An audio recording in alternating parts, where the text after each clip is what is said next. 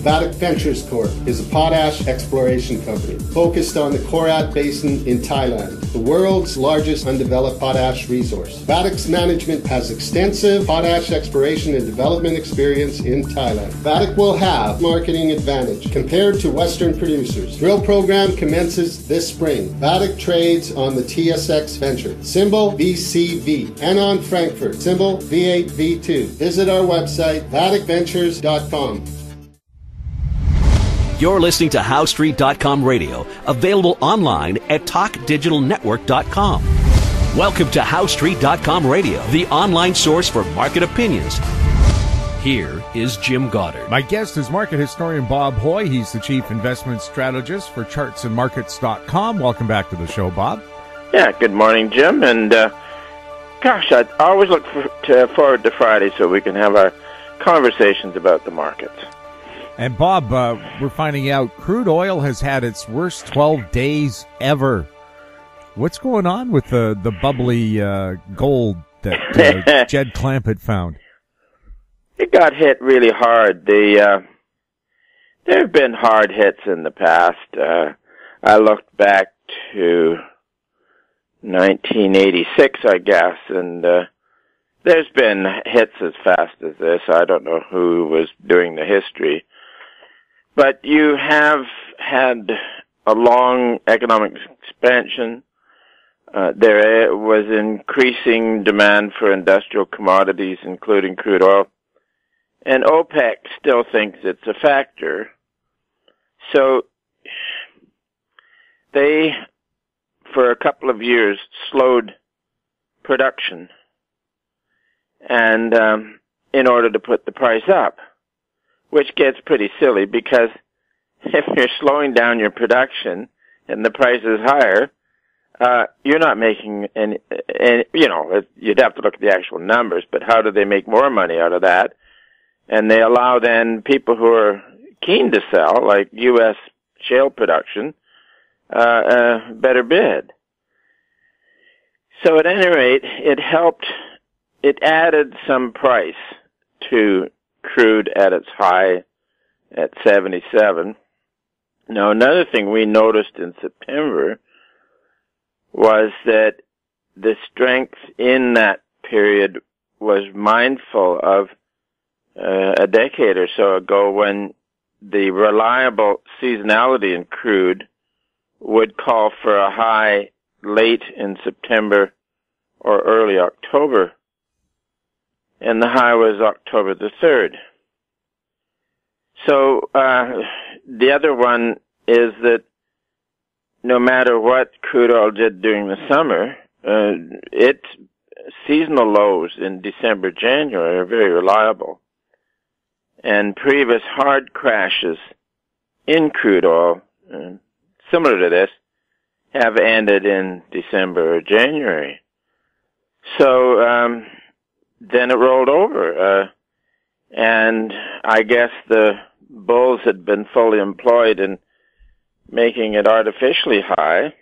And there wasn't the bid. They'd maybe squeezed some shorts, so there wasn't the bids on the way down. And I don't see anything unusual about it at all. Just another severe hit in crude oil prices. Back in 85, 86, it fell from 31. I think that was in November of 85. And in January something, it was down to $10 or $11. So in looking at crude now, maybe near term oversold because it's been like one of those 12 or 13 day consecutive declines. But we're still looking for a low in December, late December, early January out there. And the term I did use on September the 20th was that once it rolled over, it would go to dismal lows. And there was a headline in the paper yesterday that the lower crude oil price would help most corporations who weren't in the oil business, and that's a bit naive. It's sort of wishful thinking. This kind of a drop in crude, you have to look at it as an industrial commodity, just like lumber or base metals. And they've all come down from highs in May or June. So it looks like industrial commodities are weak, and typically that says business is slowing. Global business is slowing. So and journalists shouldn't try and paint a pretty picture on a drop in crude oil prices. So, it's further to go, and it's also widening credit spreads. Particularly, I think something like about 15% of outstanding junk bonds are in the oil patch business. And then that has a tendency to spread when one sector of corporate bonds are acting like junk bonds. It soon spreads to other, because the number of junk bonds issued and outstanding is huge. Ones that were, issued with the prospectus describing it as a low-rated security. And then you have the other problem is you go into a contraction. Investment-grade securities become precarious and get marked into the junk bond classification. So there'll be a lot of them around, and then prices will be dropping. So it's a signal that investors should be wary of, a probable slowing economy. The old proverbial canary in the coal mine. Sure. A lot of people have asked me, what does that mean? Do you know? Of course I know. Of course you know. Yes. So do I. Yeah, do our listeners know? Yes. Let our listeners know, because... Well, maybe the younger listeners know. Yeah. In the old days like in the 1800s of mining coal underground, there was a problem with gas, like generated from the coal itself, and that gas had many hydrocarbons in it and could blow up. So you didn't want to have an open flame when you had a concentration of that gas. So they found that canaries, if the gas got too thick or intense, the canary would die. Or and just then pass out, let's put it Put nice. out your lights and get back to service. And then Humphrey Davies, or whatever it was, came up with a very clever idea of a candle with a metal or a brass cage around it that was small enough that the heat wouldn't get to the gas or something like that. So anyways, canary in the coal mine, and that's what it is. We'll have more with Bob Hoye right after this. I'm Douglas Mason, CEO of Naturally Splendid, symbol NSP on the TSX Venture Exchange. Naturally Splendid is a biotechnology and consumer products company focused on the global cannabis and health markets. Naturally Splendid is expanding distribution in this rapidly growing market with products currently in Canada, the USA, South Korea, Germany, and Australia. To view our comprehensive company presentation and for more information, please visit our website at naturallysplendid.com. I'm Kelly Jennings, CEO of PowerBand Solutions. PowerBand is a cloud-based provider of auction, inventory, and finance solutions that make buying, selling, and financing vehicles more efficient. PowerBand Solutions trades on the TSX Venture Exchange symbol PBX and on the OTCQB symbol PWWPF and on Frankfurt symbol 1ZV. For more information, please visit us at powerbandsolutions.com. Welcome back. We're speaking with Bob Hoye. Bob, we have a couple of questions from Chris on Rhode Island. His first question, how could Canada and should Canada peg its currency to the U.S. dollar? Yeah, for that, you'd set up what they call a currency board. And its job is to get the dollar, in this case the Canadian dollar, at par with the U.S. Now, there have been many times when the two currencies were trading at par. There were times I can recall when the Canadian was up to 110. But with so much cross-border trade, if you have the currencies at two different prices, it puts a whole lot of friction into trade. People get whipsawed by changes in the currency. But the problem why there is a weakness in the Canadian dollar is that we have a Canadian Bank of Canada, a central bank, who thinks it can manage the economy independent of the U.S. economy, which is, of course, nonsense. And then, of course, the way they manage the economy is always to hype it through credit issuance, which then depreciates the currency. So, and then plus the state likes a weaker currency, and the theory is that it helps the industrial base in Ontario, and that's a lot of nonsense. So the other part of the question was that, how would it be done? Well, you would just slow down the rate of printing them in Canada until you had a parity, and then you kind of juggle things around. And but then also your interest rates would have a tendency to be closer to those of the U.S. because then you're removing from other investors the risk of a unique currency depreciation in Canada. So, one, we don't need a Bank of Canada. Two, a pegged dollar to the U.S. would be economically good. It removes a whole lot of mystery from trade, and it also prevents a whole lot of mischief being done by the central bank. So I'm all for it. They also have a question about Canada's productivity is 70% of that of the U.S. Is there any way to change that? Yeah, reduce the intrusion by government in Canada, reduce tax rates, and stop giving Canadian businesses a temporary boost by depreciating the currency. So the real world is the government should not be handing favors to one sector of business at another, and then in another year another sector, because that's sort of trying to choose winners, and it doesn't work. And then the difficulty is with the government trying to make everybody winners. So the best way to do it is just get out of the picture, and no advantages to Canadian producers.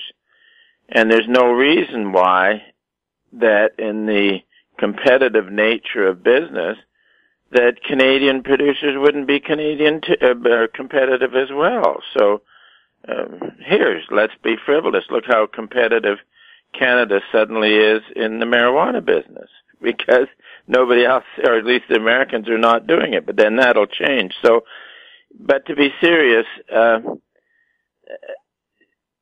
the government granting favors to certain sectors has never worked out, and there's no reason why Canadian industry, mining, manufacturing, any of those things, agriculture, could not be competitive with the rest of the world.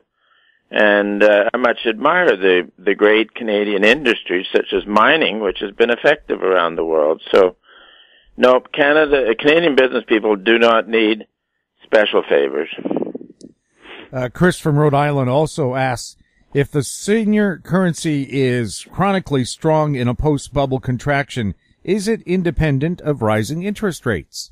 The game of different currencies and flows moving because one country has a higher rate than another is a bit of a theory, economic theory, because I remember in the 70s and 80s when the German mark was chronically strong and their interest rates would be 3%, and maybe Canada's 15%, and that did not firm up the Canadian dollar. So that is a kind of a backwards convention in the financial business, that if Canada raises its interest rates higher than those of the U.S., then it attracts flows into Canada, and that firms it up. No, doesn't work. It is sound monetary policies is what is required, and that then would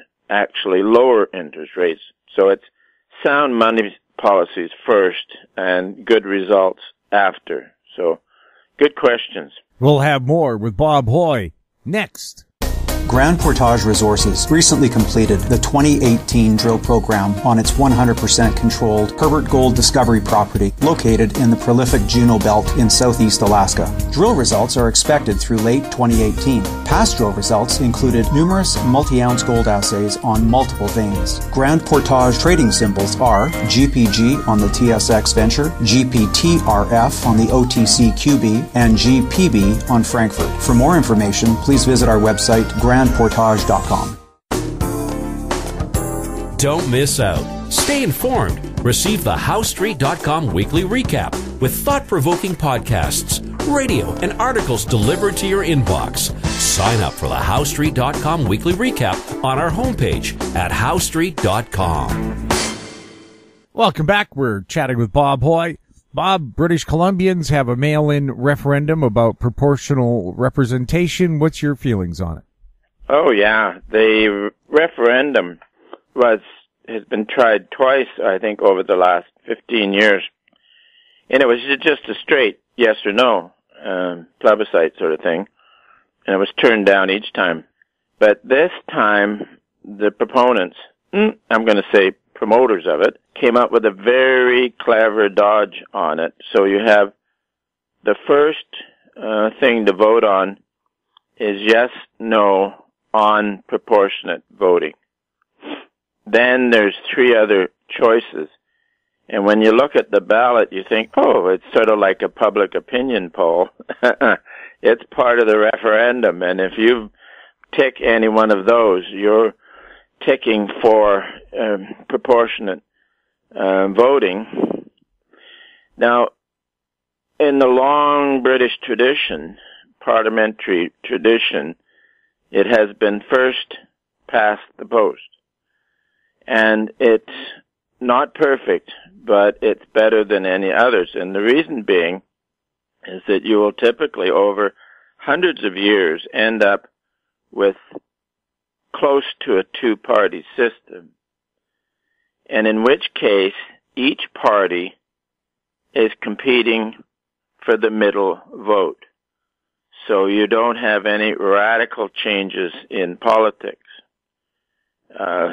And why not come up with policies that are attractive to the most of the voters? But this then doesn't allow upstart parties like Green parties or two socialist parties to get into the game. And then what you have here in British Columbia, you had the fluke of coming up with a minority government where the NDP, hitherto basically a two-party system. The conservative side represented by BC Liberal Party and the socialist side by the NDP. So then you end up with power in the hands of three people in the Green Party, which is not representative of the general political attitude. And they, in power, they have the leverage and they like it. So then this is again the other go at preferential voting. And then what do you end up with that? I saw a letter to the editor just the other day that the writer was for proportionate voting and said you could end up with maybe 40 different parties and this would be a good thing. And this was amazing because, about 4 weeks ago, I was looking at my bookshelf and I saw a history of Berlin, Germany, in the 1920s, which was a time of terrible political ferment. And the country, after the First World War ended 100 years ago, was economically and politically devastated. But there was, of course, a political conservatism there because various people came up with a written constitution, and the academic who put it together said he took the best from British constitutional traditions, the best from America, and the best from France, and best from previous German experience, and put it together. But now that included preferential voting. And this historian, who was writing in the 1970s, pointed out that he ended up, again, he is this number of 40 parties. So political issues were like they debated forever on what color of a flag the new country should have, the new constitution should have, not attending to business. In the meantime, there was street battles with professional thugs in the street, with international socialists, the communists, and national socialists, the Nazis. And this was intentional disorder. And I say they were not only just professional street disturbers, but they had their brown shirts and uniforms and stuff like that. So then what happened was that Hitler and the Nazis came along and said, we'll provide order. So the preferential system prevented sound government. Interested parties made street disturbances, and then the answer was, we will provide order, and there you go. So I would condemn preferential voting as strongly as I can. It is a bad system, and I think the way that the ballot is rigged shows a cynical approach to politics.